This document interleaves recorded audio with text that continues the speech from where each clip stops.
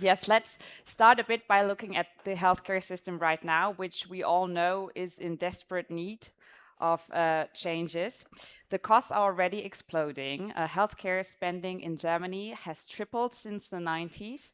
And right now, 40% of GPs are over 60.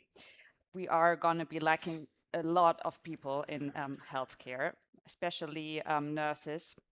There will be 350,000 staff shortages in about 10 years. And already right now, a GP has 7 minutes to spend with his patient, but does 2 days of office work a week. So no surprise, the Leopoldina, the National Academy of Science, has called for more digital innovations in healthcare just this week. So let's dive right into how we can change that. So Magnus Baringer, I want to add a bit, he's a hand and plastic surgeon who was so annoyed with all this administrative work that he built an AI system to streamline those processes. And 321 Med can already take calls, book appointments, search files, and is being used in thousands of offices today, which I think is very remarkable. And it's also great, of course, to have Leonard Rinzer with us, who knows so much about the current scene of healthcare startups. And yeah, we're very glad to have you both here. So let's dive right into it, guys. What is, in your opinion, the biggest issue right now in healthcare and healthcare structure that AI could solve for us? I start? Yeah, Yeah, okay.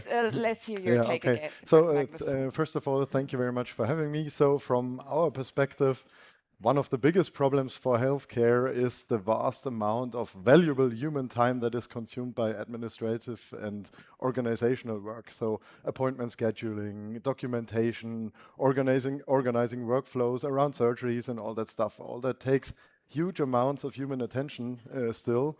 And from my own experience, I can say that you spend 70 to 80% of your time doing organizational work instead of actually working with the patient. However, most of these tasks do not necessarily require a human being. They require structure, context, and I would call it educated decision making. And these are areas where AI can help tremendously if it's applied correctly.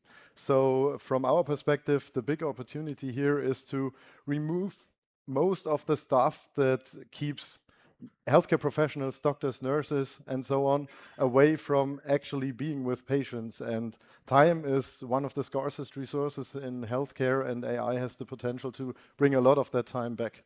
Yeah, that's a really interesting point. And Leonard, what's your idea?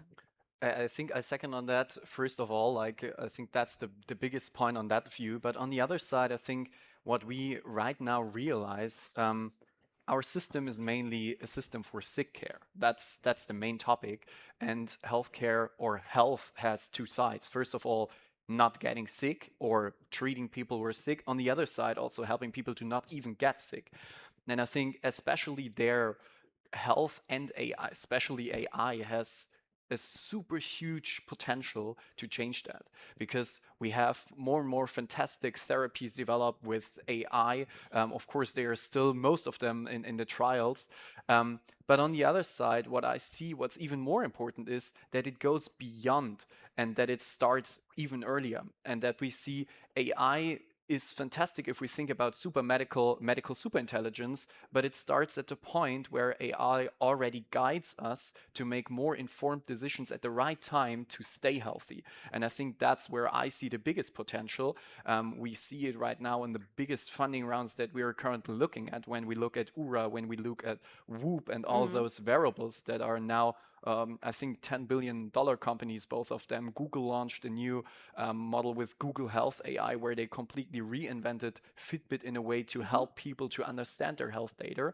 And I think the biggest potential right now is using AI to literally make it actionable. We have so much data available, more and more personalized through all the variables, but now we have the potential to finally make that data actionable and do something with it. For example, that I'm not getting like, hey, you slept bad, but that I get the message of, hey, whenever you have an early morning flight, I realize that your sleep is not perfect. Let's try this next week. And it fits even in your schedule because I also know the data of your schedule and know exactly what your lifestyle is. So I see the biggest potential, not even in the huge models that we're having that get a lot amount of the stage, but even helping us to get the right assistance at the right time that help us to make the best and most informed decisions to live a healthy life. Because most people that are not healthy are just overwhelmed on how to do it. And I think AI has the potential to change that.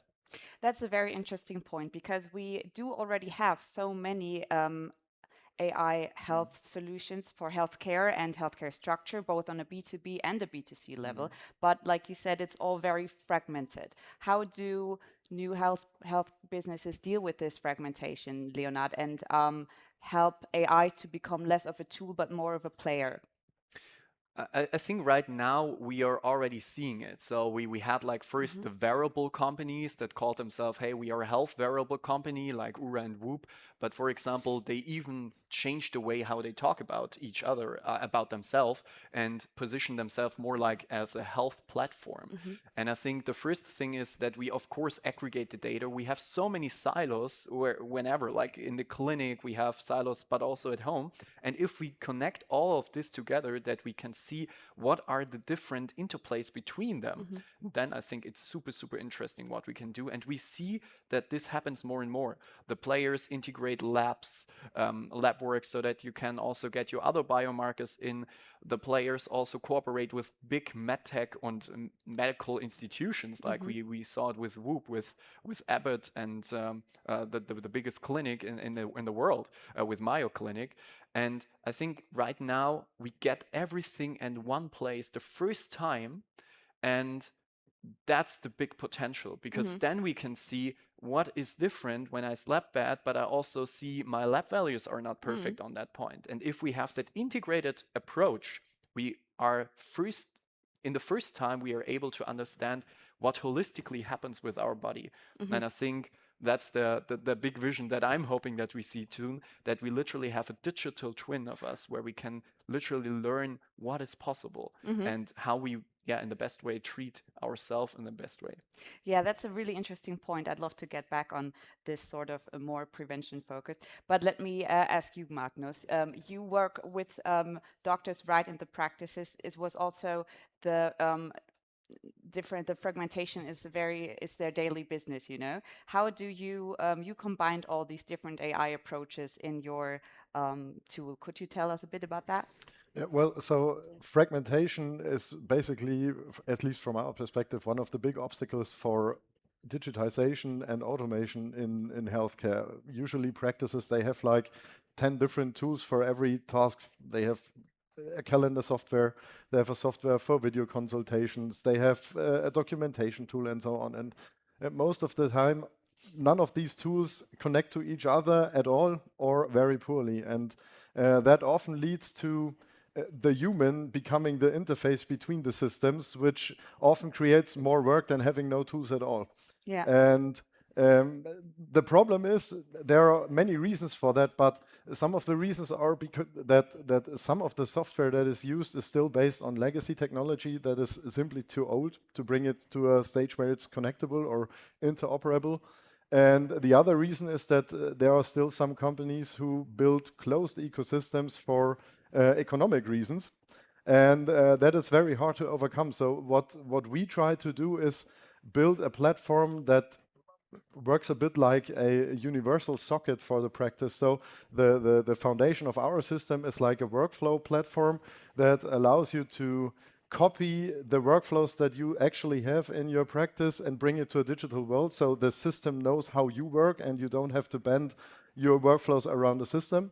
And then we have like an app store layer on top of that, where you get all the tools that you might need, like a calendar or an AI that picks up your phone and stuff like that. But we connect these tools along the workflows, so they don't stand alone.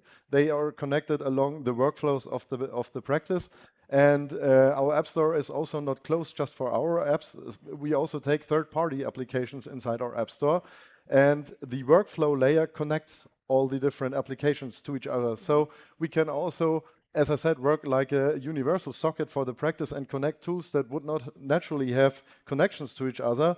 But with our workflow engine, we connect the dots, so to speak, and suddenly the data flows throughout all the systems and along the processes of the practice. And we found that to work extremely well, and that's also why, along the last 2 years, a couple of thousand practices and clinics started to work with the software. Yeah, that's a really interesting point. And if we go back to, we talked about this already right now, the healthcare system is very focused on therapies and sick people. We've heard a lot about that today already. But how could it help? How could AI solutions help to move it more to prevention? How do we get that shift, Leonard, do you think? I think we already have amazing solutions on the B2B side, but also on the B2C side. So it's about connecting them. First of all, of course, I wanna come back to the silos. Those companies are of course not open, so that's a problem. If I want to get my health data out of them, then it's problematic for me as a consumer. Where we also need to work on the interoperability, and there are some amazing open source solutions that are already going in that direction. But I think that's the potential, because even if AI is super, super powerful in the future, we still need that human and that medical professional that jumps in and help those people to navigate and goes more into the role of a coaching. If we then connect like the new layer of the practice management, my entire, that they can focus on the human, and then we bring in all the data that I have, longitudinal data, because I track everything and have everything in one place. I think we will have so many more doctors and medical professionals in general that will love their job more, because they are less burdened with the documentation topics, but can go back and work with the patients. That's most of the time. Like, I don't know any medical professional that became one because they were like, hey, cool, I want to work on documentation. And I think that's also for your part. And if we empower those people to work in the best case possible from more of a coaching perspective with the patient, and I think that's super powerful. And that's where we going closer and closer with those systems merging at a certain point, because like the wearables already have telemedicine integrations more and more, of course not in Germany, but in the US, for example. And I see this converging into one big system, and in the end, who will win is the patients. And that's I'm super future positive about it, because I think, AI has the potential to really transform health in the best way possible. Yeah, that's a very great future you're painting. I really love that thought. Magnus, may I ask you, if I go to my GP's office in 10 years, if we think about the practice of the future, what it will really look like, how will I notice that AI is at work? Well, in my vision of the practice of the future, you will probably mainly notice AI indirectly by the absence of friction. So, for example, as a patient, you will be able to reach your practice very easily. Your appointment scheduling is dealt with intelligently. All the information and data that is necessary is collected and structured before you arrive at the practice, so you don't have to waste your time with waiting and explaining the same things over and over again, so the people know everything they need to know when you arrive there. And then inside the practice, I think the human interaction becomes even more important, because the people working there ideally spend 90% of their time working on the patient, examining, treating, explaining, caring, just doing the stuff that is important that humans do. And all the stuff around that human interaction is supported by a smart technical ecosystem that takes care of everything else in the background. So almost like a good spirit that quietly works in the background and takes care of all the organization without you noticing it. And so I think that's the AI in the practice of the future might not even feel that futuristic. It might, the practice itself, feel more human again. Oh, yeah, that sounds very, very tempting, and I bet a lot of doctors would love to work that way. And there was a survey that 80% of doctors in private practices would be open to using AI solutions, but only 17% are actually doing it. So, Magnus, why is that, and how can we change that? I don't find that number that surprising, but I don't think that the main problem is doctors being opposed to using AI, because most of the colleagues I'm talking to, they are genuinely interested in the potential. But The problem is that healthcare itself is a highly regulated and sensitive environment where data protection, trust, reliability, and patient security is very important. And many of the AI solutions that are currently available still might feel a little bit experimental. And doctors, they need tools that are reliable, that feel accurate, that are deeply integrated into their workflows, that are connected to the other systems that they have, and that save them time and not potentially create more work. And if you try to introduce solutions that might force a doctor to change his workflows or introduces uncertainty, then adoption will be very slow.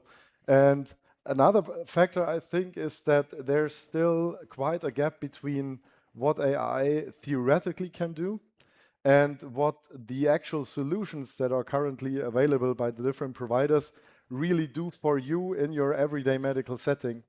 And doctors don't have time to evaluate dozens of new technologies and systems to find out what might work for them and what might not. So I think adoption will increase rapidly as soon as using AI becomes more seamless and it's better integrated into everyday workflows and the system that you're using. I think then using it will become a side effect. That's a very interesting point you're getting at, the regulation side. And it's obviously strong regulations in Europe, even bigger for AI health purposes. So, Leonard, how do small healthcare startups deal with these vast regulations issues? You said to me when we talked before that it's also, you see it as a bit of a chance for new companies. Absolutely, I see it as a big chance. If we just looked at open evidence that pulled back out of the market for a while, I think such a company has. We had a fantastic talk before that where we showed just to let everyone know who doesn't know, open evidence was a RAG-based tool for that doctors love to use for research, and it just got withdrawn from the European market due to AI Act uncertainties, which is a lot of doctors are suffering from. Thank you so much for the addition. That's a very important topic on that, and I think. We saw it in a previous presentation that the funding that companies from the US have I think it was even 40 times higher than European competitors. So I think if the open evidence would enter the market in Europe, it would be super hard for a German or a startup from France to compete with them. By the regulation side, it is a big chance because they see it as that's the innovation chasm is the method that describes it also, that a big player will not enter the market because it's too much work, but a smaller player has now the opportunity to build up a new model. And I think that's a huge chance. And also investors that I'm working with closely are looking also at the companies of who will be the Function Health, who's like a patient-facing solution of Europe, who will be the next big open evidence of Europe. And that's a big chance that we're having right now due to the regulation. Also as a founder myself, I see it sometimes it's something you don't want to deal with, but on the other side, it's a big chance because if you learn to do it and it's just good practice and building a company and building good products, you have a huge competitive advantage because it's harder for others to enter that market, and you are already at the set where you can go in the market, have a safer environment, can grow, and then probably in the end it will probably be a US player that does the acquisition, but the future would be where it's amazing that a European company grows that big that it acquires the US player. So I think it's a big chance, and also due to AI there are so many companies out there that make regulation easier, that make all the medical product development process and documentation way easier through AI. It will also get easier to build a medical device. And I think that's, so in the end, it's a big chance that we're having right now, not being overrolled by big US companies that are competitive players where due to the funding gap in growth capital, we don't have the chance to build them in Europe yet. So yeah, it's not a miracle. You can it can be dealt with the regulations, is what you're saying. And what an issue is that I think doctors are concerned to use, if they want to use AI, and patients possibly too, is if what happens if AI gets it wrong. You know, researchers agree that like a certain amount of hallucinations will be inevitable with LLMs. So Magnus, how do you deal with that, or how do doctors deal with that to make sure that AI in their private practice doesn't make mistakes? Well, first of all, you have to acknowledge the fact that hallucination is a thing, and it's probably one of the big obstacles also in terms of trust. And we have to take that very seriously. But I think the important question is not whether AI can make mistakes, because humans can make mistakes as well and do make mistakes as well. The important question is, how do we deal with the problem? So from our perspective, it's more of an implementation problem than just an AI model problem. We look at it a bit like a child growing up. At first, you hold its hand very closely, but as time goes by and it proves that it can handle certain tasks reliably, you leave it more room. But this process has to be built, monitored, and controlled responsibly, and that, from our perspective, is the responsibility of us providers. We have to build implementations with the right guardrails, with the right boundaries, with the right escalation paths to ensure that the level of quality that we need to operate these systems safely and to build the trust from those who have to use them reaches a level where it's acceptable for everyday use. So from our perspective, it's more of an implementation problem than an AI model problem. And so we talked a lot about how AI can help to make healthcare more humane, with more personal interactions between patient and healthcare staff. But a lot of people, I think, are also worried about, like especially assistants in healthcare. I think, what if they will be replaced by a machine? If you want to call it that. So Magnus, what would you say to a healthcare worker like that who's worried? I think that's one of the biggest misconceptions about AI in healthcare, that it's here to replace healthcare professionals, because it's not. Healthcare fundamentally is a human profession. And patients do not only need diagnosis and treatment, they also need empathy, trust, and the personal human interaction. And you simply cannot replace this human interaction with AI on a human quality level. So the USP of humans in that case is being humans. So what AI can do is remove most of the stuff that keeps humans away from working with humans. And so I would rather see it as an opportunity that AI enables you to gain more time to, as I said before, spend your time with the stuff that humans have to do. And so my message would be, don't look at AI as a replacement, but more like a personal assistant that removes all the stuff from your life that you don't want to do and frees up your time for the stuff you actually want to do.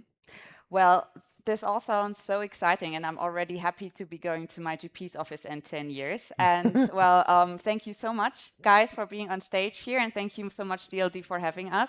Yeah, and now it's lunchtime for all of us.